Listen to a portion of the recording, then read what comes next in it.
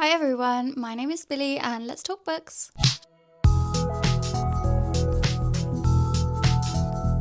You may notice that I'm in the same exact position as last week's video, and that is because I'm going away on holiday for a few days to Bruges, which I'm very excited about, and I wanted to make sure I had some videos filmed for you so that we could keep to our schedule. So we are filming 2 today, and the second video that I'm going to be coming to you, as you have seen from the thumbnail, is that I have finished the Shadow and Bone Grishaverse series, and we're going to be talking about all of the juicy details from the middle to the end and what I thought about it overall. So if you remember, I recently read the first Shadow and Bone book in the series, and I read the first one in the Alex Stern series, which is Ninth House, that's right. So I did a bit of a deep dive into Leigh Bardugo and read those, but I wanted to get my way through this series and then move on to the Six of Crows duology so that I can eventually watch the Netflix Shadow and Bone show, which I'm really excited for, very, very excited to get some more visuals of the fantasy world, and I just really was a fan of the world building and the Grishaverse in general. Today we're going to be talking about books 2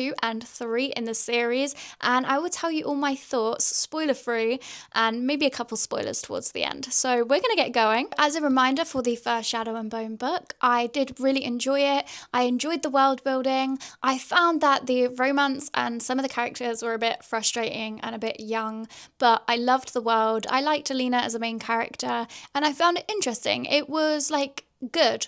I didn't love it, but I found it good. And so I moved on to the second book, and that's not this one, and that was Siege and Storm, book 2 in the Grishaverse trilogy. We pick up the story kind of exactly where we left off. I'm not going to say too much about it. I'm just going to give you my general thoughts on this one. And what I will say is that this one I did not enjoy as much as the first novel. And there are a few reasons for this. I think maybe we'll start with the negatives first, and then I will tell you some of the positives, because there were still some positives in this. I found that this one was a lot slower paced. I was quite bored at times reading this. I found it a bit dull. I think in the first book, one of the most boring parts for me was when they were hunting the stag, and we had some more kind of hunting in this novel. And again, I just found that a bit lackluster and boring. Also, I really didn't like the concept of them hunting down these majestic animals, because it just felt really wrong to me. So I didn't enjoy that. I think at times this book struggled quite a lot from pacing issues. I think I started off being very bored, then my interest was piqued, but then I was really bored again. And then a couple things piqued my interest, and then I was really bored again. And then the ending I thought was great. I really, really enjoyed the ending, and I was like, okay, no, I'm back in. So definitely some pacing issues here. You kind of don't really want that. You want to feel invested the whole way through.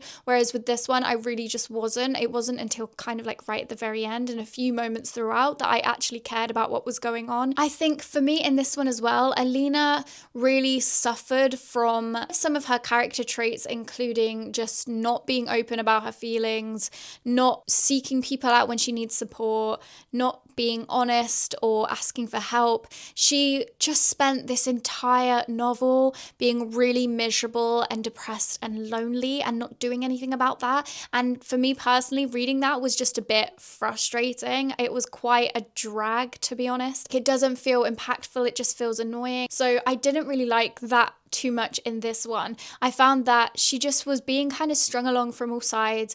Nobody was really understanding her, and she wasn't standing up for herself or saying what she wanted, and it just happened for the entire novel, so it was just a bit frustrating. Maybe that's just kind of middle book syndrome, but that was the second thing that I really struggled with in this novel. And the third thing that I really struggled with in this novel was Mal and Alina. I had a hard time with Mal and Alina in the first book as well. I started off kind of really rooting for them, and then I got really annoyed with them as a couple, and that was just blown up to the extreme in this novel. I found Mal to be so infuriating. I found Alina's response to that to be infuriating. There was so much miscommunication in this. I also found that Mal was just constantly blaming Alina for things that were his own problems to fix. Things like him being dragged along, him not having his own life, him not being able to find purpose, or just doing what Alina wants to do or what Alina is doing, and him just being kind of a side I'd thought. And I just was thinking this whole time, that is up to you to fix. Like, you are the one putting yourselves in these positions, and then you're blaming and resenting Alina. Like, she is following what she needs to do and what she feels like her mission is. And you say you want to support her, you say you want to come along for the ride, but then all you do is mope and treat her badly and blame her for your own misery. And it just was so frustrating. I felt like throughout this, they were a terrible match for each other. I kept making notes of like, these two do not work together. Maybe they did in the past, but the way that their lives have gone, they need to go off and find themselves alone. They do not belong together. They're really terrible for each other, to be honest, and I don't think they should be together. A lot of this novel was filled with kind of relationship drama that was really frustrating and lots of miscommunication, and I really didn't enjoy that. I honestly found myself just wanting Alina to kind of just run off and be alone, because everybody in the novel and how they were treating her, how she was feeling about it herself, I was like, do you know what, just you're not enjoying yourself, just go somewhere else and I don't have to read it anymore, because it's not fun for anyone. I do want to go into talk about some of the positives though, because there were still some really great positives. The first one being the world still. I just really enjoy the Grishaverse, how everything is made up, the different powers, the different realms and the world, the different creatures and powers, and just everything about it was just really, really great. I still enjoyed that immensely. I also found that Leigh Bardugo's writing of action was fantastic. I think that she struggled with more slower things, more character progression and more kind of plot development, but her battle sequences and her action sequences were absolutely gripping, really impactful, surprising and brutal actually, but I really enjoyed them. I thought they were done super well, and whenever I was reading an action sequence, I was really, really into it. So that was a really good thing, especially the battle at the end of this novel. It really pulled me back in. I was super invested and it was written so well. The pacing and how tense it was and how dramatic it was great. I also think that we were introduced to some fantastic new characters in this. There were some great additions, some being Nikolai, Talia and Tamar. They were all really refreshing, and I think they were given a good amount of development. I really enjoyed Nikolai and his quirks and his quips. I think that he could be a bit problematic at times, and I think that I could never really fully trust him, but I enjoyed his character and I liked how funny he was and how kind of just a bit of a cheeky chap he was. It was just a nice, refreshing note in an otherwise quite depressing novel. I also still, again, found the commentary on her and the Darkling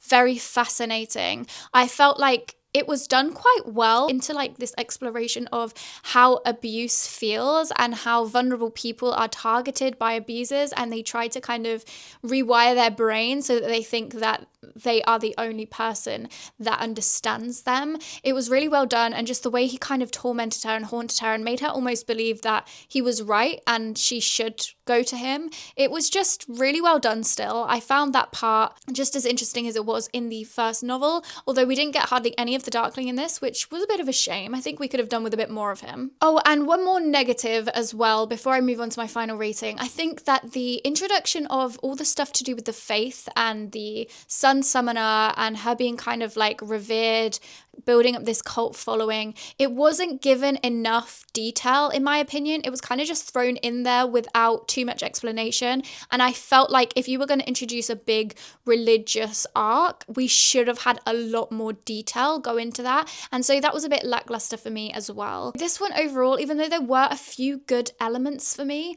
I found it quite boring and dull, and it just wasn't really working for me. I definitely didn't enjoy it as much as Shadow and Bone, and I think it didn't really know what to do with itself. So I did end up giving this a 3 out of 5 stars, a bit less than Shadow and Bone. I do still think there are merits to it, and I enjoyed it in a certain way. I'm glad I read it, but it wasn't great in my opinion. So that was the second book, Siege and Storm, and then we will go on to talk about Ruin and Rising, which is book 3. Book 3, Ruin and Rising, it's not the best lighting in here for this, but we can still see the Firebird, so that's fine. Ruin and Rising, okay. When I started Ruin and Rising, I was so bored, and I honestly kind of got to that point where I was like forcing myself to read. I wrote in my notes, I would DNF this if I didn't want to watch the series. The whole part in the beginning, again, to do with the faith, it was in the White Cathedral, and I found it so dull, and also it really annoyed me because there was a lot of commentary on kind of cults and on religious figures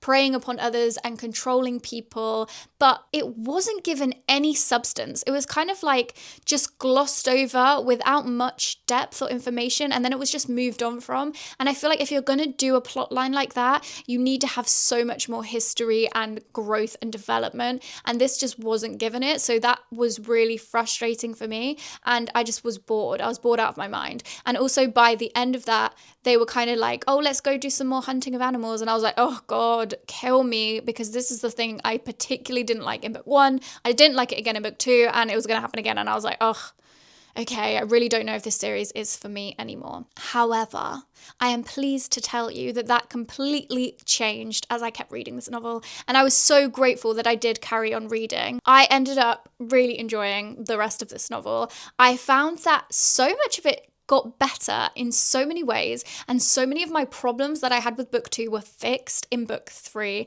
and so I was really grateful for that. The first thing that kind of changed was when we were with the group of like kind of the main cast. We had a little band of misfits kind of put together. I found that I really cared about every single character, and I was really interested in them all. I was really rooting for them all. At that point I was like, okay, I'm super invested in these characters. That's great. I'm emotionally attached to them all. That was the first point where I was like, no, I am still quite invested in what's happening. The writing as well, I just felt like it felt so much more mature in this novel. We had so much more commentary on different themes and on characters growing and having a lot of development.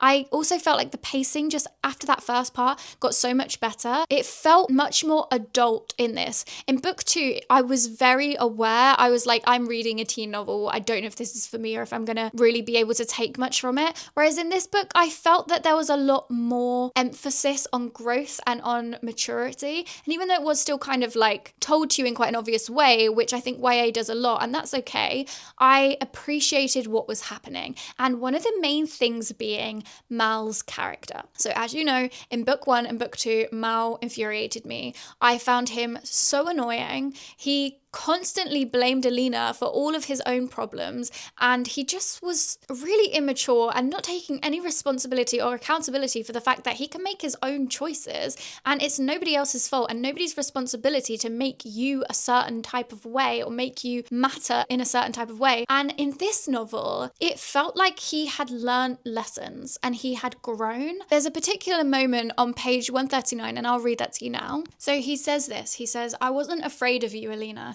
I was afraid of losing you. The girl you were becoming didn't need me anymore, but she's who you were always meant to be. And that is exactly what I needed to hear from Mal, because the fact of the matter is he was behaving that way where when somebody that you love is kind of outgrowing you or is moving on or is changing and developing and doesn't need you to protect them, doesn't need you for validation, and actually is achieving things for themselves, I find that a lot of people tend to really not like that. And it is a fear. It's a fear of, I don't want to lose the person that I love, and I'm going to need to squash them down so that they are attached to me and they need me. And that's how he was behaving, and he was kind of punishing her for not allowing that to happen.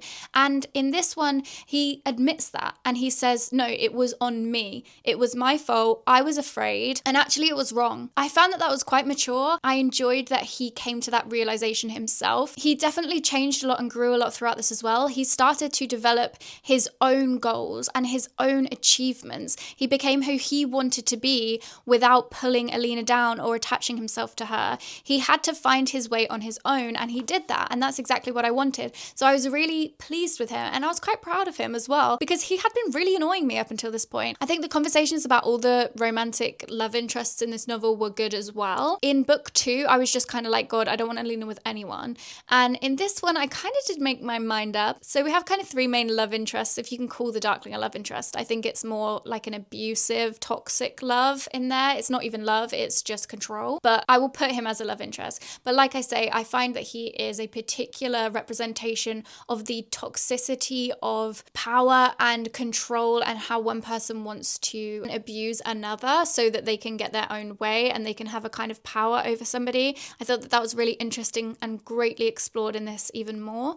And then we had Nikolai as well, and I really enjoyed Nikolai as a character. In book 2, I was kind of rooting for them, and I was like, do you know what, maybe this would be better, but that was mainly because Mal was just being so terrible. terrible. But I think in this one, I kind of came to the realization that as much as I felt they respected each other and they could appreciate each other and they would make a fantastic team ruling together if that's what they wanted to do, I think that all in all, Nikolai would always be a prince. He would always choose the realm. He would always use people to fulfill his political ends.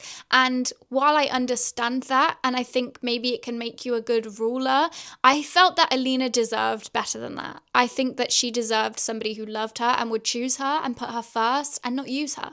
And she'd been used already so much, so I ended up being like not on board for that later on. But I ended up coming back around to Mal and Alina in this novel, I know. As time went on and they had accepted that their paths were leading them in different directions and they couldn't be with each other and they needed to find themselves on their own and it was just kind of like a matter of circumstance, I started feeling really nostalgic for the friendship and the camaraderie that they had as children. And I felt like it was tragic that they weren't able to be with each other and they had to kind of just follow formalities because their paths were leading them in different directions, no matter how much they cared for each other and they might feel bonded to one another. And I found that really sad. And I ended up being like, oh, I wish things were different. Like, it makes sense to me. And this is what I wanted and what I felt had to happen.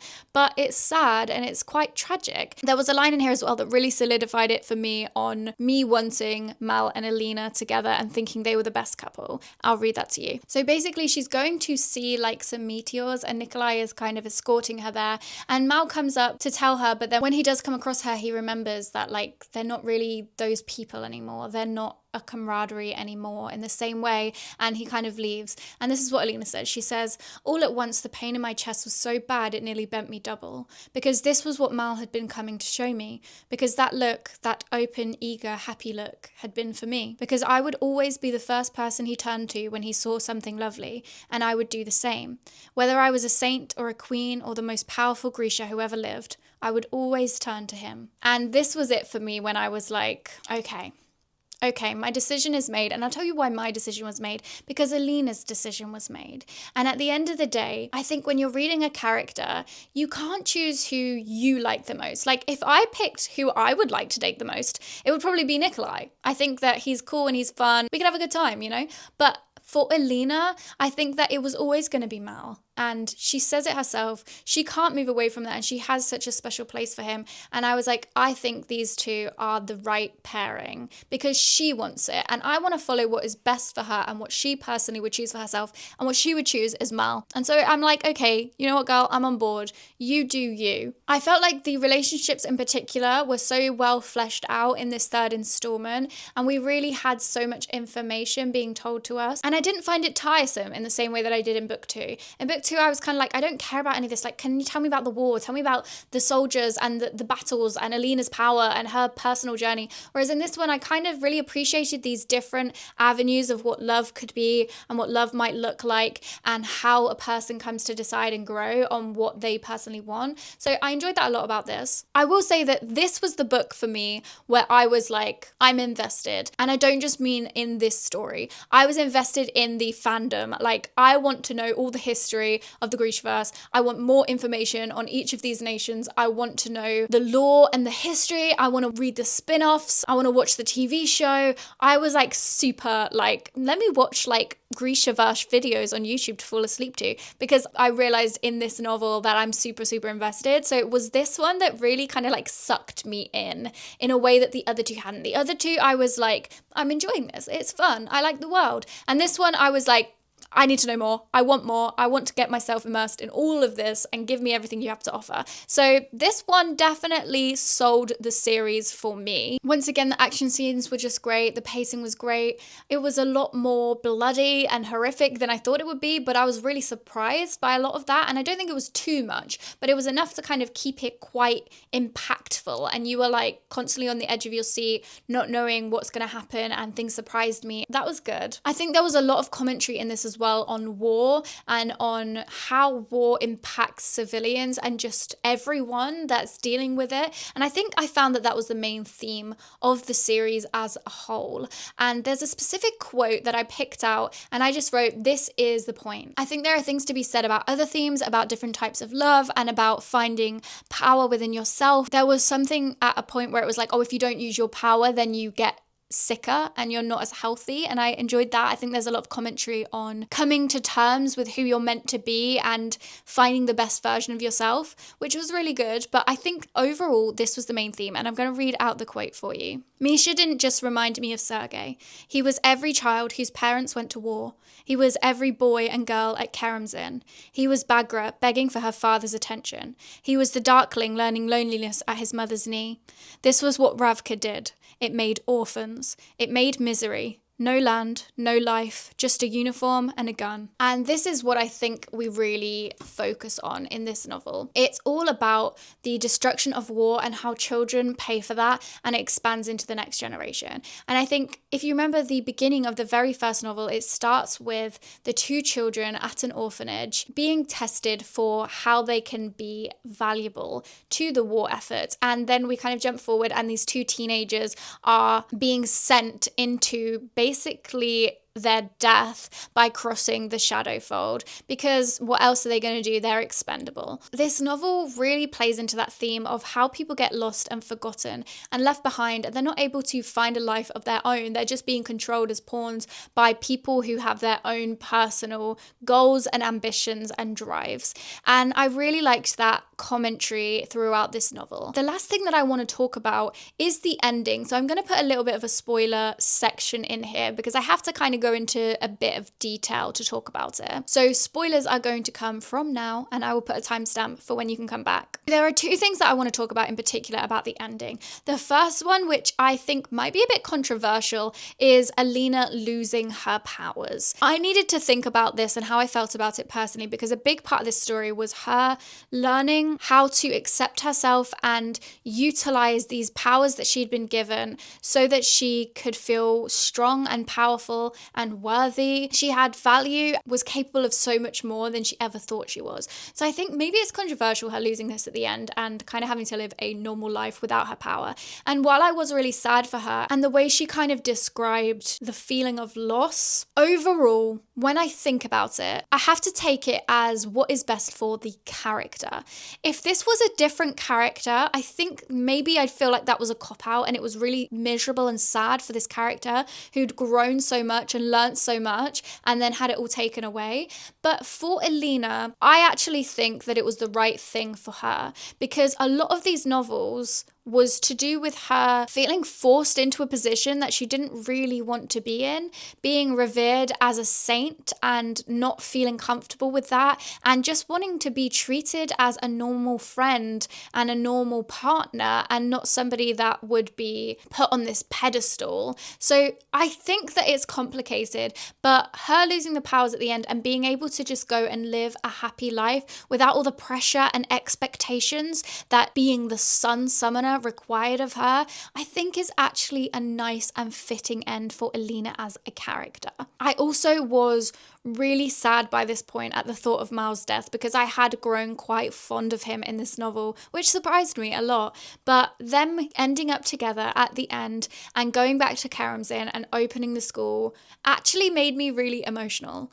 I personally found it really moving because, like I just talked about, I felt like the main theme of this novel was how war makes orphans of people and creates abuse and cycles of abuse and neglect because of unloved children. A lot of the characters in this novel had to deal with the consequences of not having loving parents and a safe environment. So the fact that they were able to go and provide that for the children of the next generation and be together and be able to get out of the spotlight and all of the pressure and expectation, I thought was really beautiful, to be honest. If I'm taking the theme of this novel and this series to be that war is destructive and people in power use those below to get what they want and just create cycles of trauma, then them being able to go and live a peaceful, happy life, helping the next generation and not having to follow set pathways that society has placed on them, but being able to just enjoy each other. I think it's really nice. And actually, it really worked for me. I really liked the ending. It wasn't anything crazy and big and majestic, but I loved it. So that will be the end of the spoiler section, and I will give you my end thoughts and ratings. This one I ended up giving a 4.25 out of 5. So the highest by a full star. The first one 3.25, the second one 3, and this one 4.25. This one was definitely my favorite in the series. I was super invested. I enjoyed the themes. I liked the development of the characters, and I really enjoyed the ending. Now, it's not higher because it still does have that YA feeling in a way that I don't think was done particularly well. And what I mean by that is there wasn't enough development into the world, in my opinion. There was also some themes that were kind of pushed onto you a bit too much, and it could be a bit simplistic at times. So I think that there could have been a bit more to it that would have pushed it up higher. But all in all, I thought this was an absolutely fantastic end to the series, and actually getting to the end of this made me really appreciate the whole series in general. I was really pleased that I read it, and it definitely bumped up the average for me, and I'm super excited to keep going and to learn more and to be more in the world. Let me just end by saying, do I think that you should read the Grishaverse novels? Yes, I think it is worth your time. I think that the destination and the journey are worth it. It's not perfect, it's not flawless. There are things that are really aggravating and there are things that don't work, but the experience was fun. It's not going to go up there with like my favorite YA series of all time, but I am glad that I read it. So I would say it is worth reading. If you want to be like totally blown away by something, then I don't know, maybe not, but in my opinion, it was really enjoyable. And moving on from here, we're going to go into the Six of Crows duology next, which I'm so excited for because I've said before, I know it's people's like favorite of all time. People say it's like some of the best YA ever written. So I'm very excited about that. And after I've read those, then I also can watch the show, which I'm super excited for. That is going to be the end of today's video. Thank you so much for joining me. I'm so glad I was able to finish this series, and I'm excited to move on to the next one. What are your thoughts on this series if you have read it? Do you think that the ending was right? Do you enjoy the couple that ended up together? Did you have any opinions on it that were different to mine? And are you excited for me to read Six of Crows? Do you highly recommend it like everybody else seems to? I would really love to know your thoughts. Thank you so much for being here today. Please like, comment, and subscribe if you would like to. And I hope to see you again soon. Have a lovely rest of your day.